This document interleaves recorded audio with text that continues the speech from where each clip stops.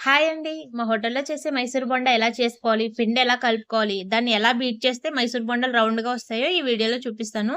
దీంట్లోకి ముందుగా 4 కిలోల వరకు మైదా పిండి వేసుకున్నానండి. తర్వాత దీంట్లోకి రుచికి తగ్గ సాల్టు, ఇంకా కొంచెం అంతా సోడా అండి. తర్వాత ఒక పెరుగు ప్యాకెట్ వరకు వేసుకుంటున్నాను. హాఫ్ లీటర్ వరకు పెరుగు ప్యాకెట్ వేసేసుకుంటానండి. దీన్ని నేను నైటే కలిపి పెట్టుకుంటాను.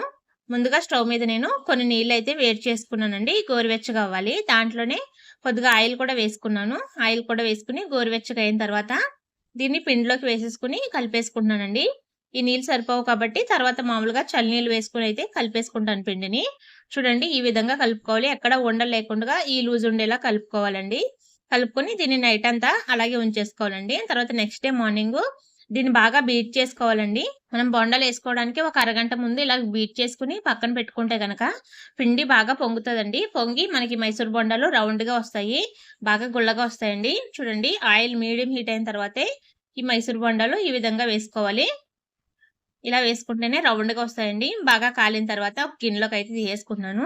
చూస్తున్నారు కదా! మేము వేసే మైసూర్ బొండాలు ఎంత బాగా వస్తున్నాయో రౌండ్‌గా వస్తాయి. అలా కలర్ కూడా బావుంటదండి. లోపల కూడా పిండి లేకుండా బాగా ఉడుకుతది.